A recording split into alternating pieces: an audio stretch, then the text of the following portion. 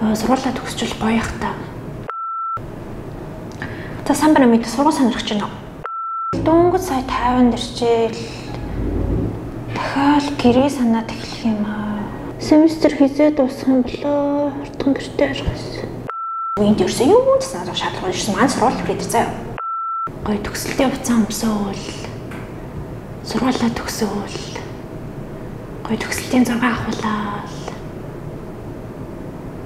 Сургуулаа хурдан төгсөж гинсэн. За бүгдээ сайн бацгаана уу? Та бүхэнд өндөр мэндийг хүргэе. Саруул байна. За өнөөдрийн бичлэгээр та бүхэндээ би их сургууль байхдаа болон их сургуульд орохын өмнө одоо мэддэгч байсан болоосоо гэсэн зүйлүүдийн талаар та бүхэндээ хуваалцахаар шийдлээ. Тэгээд хэрвээ та бүхэн миний төгслийн бичлэгийг үзэж амжаагүй болвол энэ дээрх линкээр орж үзээрэй. За одоо 10 жилийн төгслөөд их сургуулиудаа хаашаач удимдлээд хүний гайгүй тэтгэлэгтэй юмд л явж гэнсэнд. Өнөөдөр Улаанбаатар зочид буудалд Тайваны их сургуулиудын үзэсгэлэн гинүү нэг юм болж байгаа юм шиг тийш очиж үзт юм билүү. За самбар мэд сургууль сонирхож байна уу? Ахаа тийм тэтгэлэгтэй сургууль сонирхож байна гэхдээ танах тэтгэлэг өгөх болов? За тэтгэлэг. За ерөөсөө наа чи яг л манай сургууль.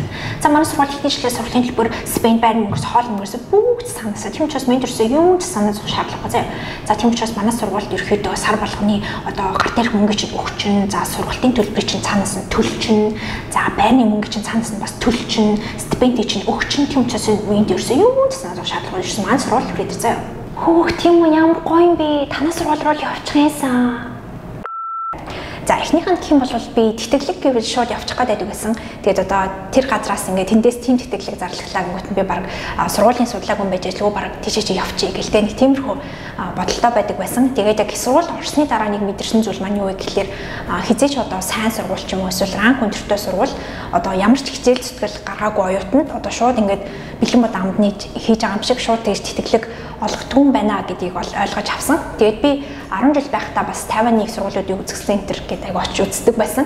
Тэгээд тэн дээр болохоор зарим сургуулиуд яадаг байсан бэ гэхээр одоо жишээлбэл эхний семестртээ сургуулийн төлбөрөө цаанаас нь бүрэн даанч юм ингээд тим тэтгэлэг гэл айгүйх тэтгэлгүүд бас санал болгодог байсан. За тэгээд яг энэ шиг тэтгэлэг мэтэр айгүй амархан олчдаг ч юм уу. Тиймэрхүү сургуулиуд ер нь нэг тийм ранк нь жоохон доогуур ч юм уу эсвэл нэг тийм нэр хүндтэй биш сургуулиуд одоо тийм саналыг бас илүү их тавьдаг юм шиг санагдсан. Тэгээд би яг их сургуульд ороод анхны жилдээ эдийн засаг орж эхлэв. Тэгээд манай эдийн засгийн профессор энийг заажсан хичээл нь ерөөсөө миний толгойд одоо л ингэ байж байгаа. Тэр нь юу вэ гэхээр Тян Шамяа баяжууд өгөө цаана буюу одоо энэ дэлхий дээр үнэгүй зүйл гэж байхгүй. Тэгээд яг эдийн засгийн хэлээр гэх юм бол одоо зарлаг гарахгүйгээр ашиг олох боломжгүй гэж заажсэн ерөөсөө одоо л мартагддаг. Тэгээд яг тэрнтэй адилхан одоо ямар нэгэн одоо сайн сургуультай ранк өндөртэй сургуульд орохын тулд тодорхой хэмжээний тэтгэлэг авахын тулд тодорхой хэмжээний одоо хичээл зүтгэл гаргаж тэр зүйлийг олж авдаг юм байна гэдгийг ойлгосон. За энэ саяны сургуулийг жоохон судалнаа. Энд гэхдээ Тайваны шинжүүгээ дотд байд юм шүү дээ. За гайгүй сургууль юм шиг өндөөшөө барыг авчтай юм билүү. Тэтгэлэгтэй сургуулийн төлбөр төлөх шаардлагагүй. Стипендтэй. Гарт ирэх мөнгө чинь өгчнө. Тийм учраас ер нь ийшээ авчтай юм билүү. За явчих. За энэ саяны сургуулийг жоохон судлаадах юм билүү. Тайваны шинжүүгээ дотд байд юм шүү дээ. За тэгснээр ранкаар хитэд орд юм билүү. За энэ сургуулийнхаа ранкаар бол Тайванда бас нэг дээгүүр бол бичигддэггүй сургууль юм байна. За тэгснээр хичээл нь ямар хичээл үзэх юм болов? За эхний жилдээ бол эдийн засаг нэгтлэн энэ хичээл нь бол орчих юм байна. За тэгснээр нэг нөө эхний 3 жилдээ ангидаа дөнгөөр нэгтж ягсвал 3.5 жилээр төгсөж болох юм байна. Нэг бас бодолцох хэрэгтэй юм тийм. За энэ байрлалыг харагдаад энэ хотынхон төвөөс бас нэлийн зайдуул байрлалтай сургууль юм байна.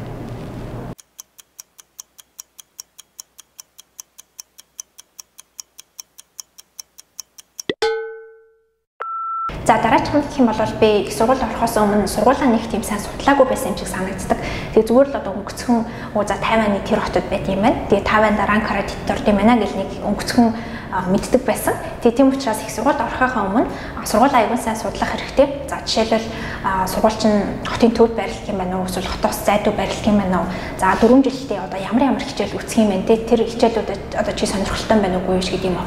За эсвэл гадаад оюутнуудаа тэтгэлэг хэр олгох юм бэ те?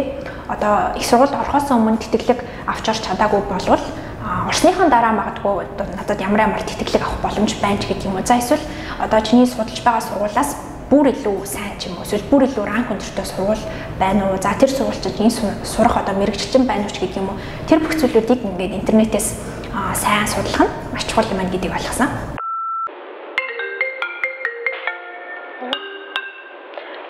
За санаа минь сургуулийн таны болж байна. Найз нь харин график дизайны сургалтанд бүртгүүлэх гэдэг хав бүртгүүлгийг асуух гэдэг миний сонирхолтой юу? Найз нь сайн найз нь их сургуулиар бизнесээр сурахаар болсон шүү дээ. График дизайны сургалт юм уул нь гоё л тэ найз нь амар сонирхолтой шүү дээ. Гэхдээ найз нь одоо бизнесээр сурах болсон юм чинь бараг график дизайн дээр сурч бараг хэрэг байх дөө яшиг миний найз л явчихгүй дөө. За дараагийн би анх сургууль орохдоо бас яг ямар мөрөглөө сурахаа мэдэхгүй ингээд эргэлздэг үед аяух талгардаг байсан. Тэгээд тэр үеийн миний бодол гэх юм бол одоо жишээлбэл би энэ мөрөглөөр сурнаа гэдээ ингээд сонгочих юм бол одоо тэр нь ингээд насан туршигч гэдэг юм одоо надад энэс өөр сонголт байхгүй тий. Одоо ингээд бандан тас ч гэдэг юм нэг тиймэрхүү хязгаарлагдмал бодолтой байдаг байсан. Тэгээд одоо миний одоо яг ойлгож мэдэрсэн зүйл маань юу вэ гэхлээр хүний хүсэл мөрөөдөл яаж ч өөрчлөгдөж болно. За таны одоо хүсэл мөрөөдөл таныг хаан тавьж болно. Тийм учраас жишээлбэл одоо бизнесээр сурдаг оюутан байлаа гэж бодоход одоо хажуугаар нь чөлөө цагаараа гоё нийтлэл бичдэг ч юм уу эсвэл судалгаа их сонирхолтой. За эсвэл зураг янзлах ч юм уу, бичлэг эдитийг сонирхолтой ч гэдэг юм уу. Тэгвэл тэр зүйлүүдээ ч гэсэн яагаад хажуугаар нь гоё ингээд давхар хөгжүүлээд явж болохгүй гэж. За тэгээд инженерээр сурч төгсчөөд бизнес хийгээд явж идэх ч юм уу. Эсвэл бизнесээр сурч төгсчөөд телевиз сэтгүүлч хийгээд явж идэх тохиолдлууд би бас аягүй олон харж ирсэн. Гэхдээ миний хэлэх гээд байгаа яг гол зүйл маань юу вэ гэхээр та бүхэн өөрийнхөө хүсэл мөрөөдөл хизээж битгий хязгаартай байгаарай. Сая хитэн цаг онгоцсон завцсан чинь бүүнгээ ядарчлаа. Яа ингээл дөнгөж сая 50 дэрчээл. Дахиад гэрээ санаад эхлэх юм аа. Хурдан гэртээ ашигласан. Семестр хизээ дуусах юм болоо. Хурдан гэртээ ашигласан. За дараачих нь гэх юм бол би 50-нд анх их сургуульд ирж байхдаа айгүйх гэрээ сандаг бас яагаад ч юм. Тэгээд тэр үеийн миний яг бодол гэх юм бол одоо би ингээл дандаа л гэрээ санаал нэг иймэрхүү унжгар байдалтай байх юм байна да гэх нэг тиймэрхүү бодолтой байдаг байсан.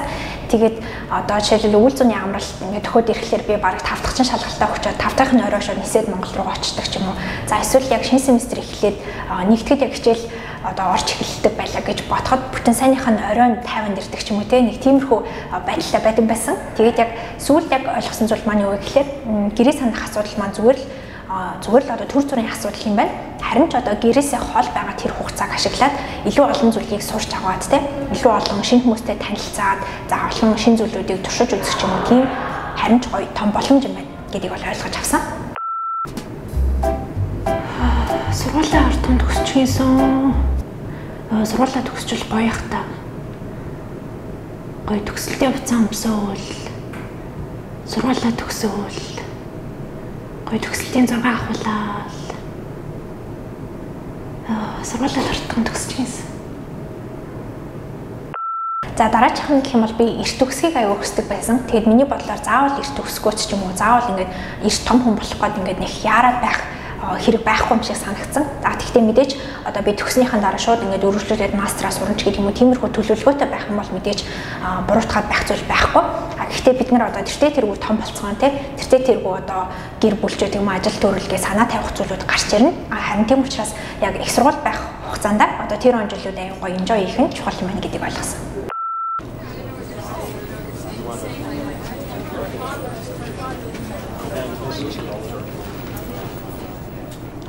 Уян бол миний мэддэг асуулт шүү. Гараа руу хариулчтай юм шүү. За цаашаа шиг намайг шоолох хаа. Айгуул буруу хариулчвал тэгэл намайг шоолдор шүү дээ. За дараачих нь хичээл дээр гараа өргөж асуултанд хариулт сурах. Тэгээд хичих булчирхаа нөгөөх нь ямар булчирхаагаа авчаа гэдэг үл ямар тач хичээл зовлгүйгээр өөрийнхөө санаа бодлыг чөлөөтэй илэрхийлэх нь айгуу чухал юм шиг санагдсан. Тэгээд хаяа бид нэр одоо гараа өрөхгүй хоцорсноос болоод гараа өргөөгүй одоо хоцорсноос болоод би бол энэ асуултанд хариулж чадхал байсан тийм. Би бол энэний хариултыг мэддэг л байсан шүү дээ гэдэг ч юм уу нэг тиймэрхүү бодлоод орж ирдэг. Тэгээд би ч гэсэн өмнө бас яг тэгдэг байсан юм шиг санагдчихэв. Тэгээд тийм учраас зөвч бай, бурууч бай. За манай ангийнхаа одоо намайг шоолох үдэ гэж ботсон ч бай. За шоолол гэхэд тэр үедээ шоолол өнгөрнөөсөө те чи харин ч одоо тэр бусад хүмүүсээс илүү одоо зориг гаргаад асуултанд хариулна гэдэг чинь бас чи өөрийнхөө ингээд тав тухтай байдлаас тодорхой хэмжээний гарч байгаагийн шинж юм байна гэдгийг бол ойлгож авсан. За саксны секцэнд явд юм лөө. Заашгүй төгөлдөр урагт явдаг ч юм болов. За ер нь төгөлдөр урагт сурч яад юм бэ? Ер нь гитар их яваа. Гитар ч гэсэн гоё шүү дээ. Үнээрээ дээр манай найз залхаад график дизайн энтерт явъя гэнтэр гэсэн чи тэрэнд нь явдаг ч юм болов. За ер нь сагсныхтаа явъя ааш. За дараачихын нийгэмд аягүй сайн болоод түүнийхэн төлөө өмч тууртайгаар явах нь аягүй чухал юм байна гэдгийг ойлгосон. Тэгээд миний саний хэлсэнчлэн одоо судалгаа хийж байдаг юм уу? За эсвэл нийтлэл бичих гэж байдаг юм уу? Тэр нь одоо юу ч байж болно. За түүнээс гадна сургуулийнхаа одоо ямар нэгэн секцэнд хамрагдаад тэрэндээ таслахгүйгээр явдаг ч юм уу? За эсвэл одоо секцнийхаа нарийн бичгийн дарга нь одоо нарийн бичгүүн болдог ч юм уу? Тэгээд эсвэл секцнийхаа дарга нь болдог ч юм уу? Гэх мэтчлэн нэг зүйлдээ ингээд тууртайгаар явах нь аягүй чухал юм байна гэдгийг ойлгосон. За цалин муцсан сайхан байна шүү. За цалингаараа юу их вэ? Цалингаа юу гэж өрөх вэ биз? Нэрнийг сайхан стрессээ гартал дэлгүүрсдэг юм билүү? За дараачихын гэх юм бол мөнгө хадгалж сурах. Тэгээд гэрээсээ мөнгө авдаг байсан ч бай. За эсвэл өөрөө цагийн ажил хийдэг ч юм уу те. За эсвэл тэтгэлэг авдаг байсан ч бай. Мөнгөө яг өрхийнхаа өмнө одоо тодорхой хэмжээг нь аваад цааш нь аваад одоо хадгалчихад сурах хэрэгтэй юм шиг санагдсан. Тэгээд би яг анх 1-р курс байхдаа бас яг цагийн ажил хийж үзээд тэгээд хийдэг байхдаа сарын сүүлд энэ ингээд цалингаа авангуудаа шууд дэлгүүрээсээ л одоо хэрэгтэй рүүгөө аваад шууд мөнгө өрчдөг байсан. Тийм учраас мөнгөө бас өрхийнхаа өмнө тодорхой хэмжээний цааш нь аваад хадгалчихад сурах нь илүү чухал юм шиг санагдсан. Төгсөөд ямар ажил хийх вэ? Төгсөөд юу нэ юу их вэ? Монгол руу буцах эндээ үлдэх юм болоо. Төгсөөд явах. Яа талха. За дараачихын гэх юм бол за би төгсөөд юу хийх үү, ямар хүн болох уу, ямар ажил хийх үү гэдэг юм уу гэж ирээдүйд айгүй санаа зовдөг байсан юм шиг санагдчихэв. Тэгээд мэдээж ирээдүгөө бодож төлөвлөх нь зөвч гэсэн яг гоё их сургууль байх хугацаанд тэр он жилүүд айгүй гоё enjoy хийх хэрэгтэй юм шиг санагдсан. Тэгээд ягаад гэвэл их сургууль байх хугацаанд нэг тийм сүртэй одоо санаа зовоод байх зүйлүүд нэг байдаггүй. Тэгээд бид нар мэдээж одоо төгснөхийн дараа ингээд том болохын хэрээр одоо ажил төрөлч байдаг юм уу, гэр бүлч байдаг юм уу ингээд санаа тавих зүйлүүд ингээд баг багаар ихсэх учраас яг гоё их сургууль байх хугацаагаа их сургууль байх одоо он жилүүдээ яг гоё enjoy хийж яг гоё одоо цагт амьдрах нь чухал юм байна гэдгийг ойлгосон. За дараачих нь гэх юм бол их сургууль байхтай академик мэдлэгээс илүүтэйгээр бас өөр чадваруудыг эзэмших нь чухал юм байна гэдгийг ойлгосон. За soft skill гэж байдаг тэрэнд нь болохоор хүмүүстэй харилцааны чадвар, за эсвэл багаар ажиллах чадвар ч гэдэг юм уу те. За эсвэл цагаа зөв зохицуулах чадвар. Энэ бүх чадваруудыг бас сайн эзэмссэн байх хэрэгтэй. Яагаад гэх юм бол энэ чадварууд одоо чамайг хааж авсан чамтай хамт дагаад явах учраас. За нөгөөтэйгөр hard skill гэж байдаг. За тэр нь болохоор одоо компьютерийн ямар нэгэн програм дээр ажиллах чадварч гэдэг юм уу те. За тэгээ бид нэр одоо сургуулаа төгсөөд ажил хайж эхлэхэд бидний яг мэрэгжил болон бидний дүнгээс илүүтэйгээр тийм одоо нэмэлт чадваруудыг бас илүүд үздэг юм шиг санагдсан. Тийм учраас тийм чадваруудыг эзэмших нь бас илүү чухал юм байна гэдгийг ойлгосон.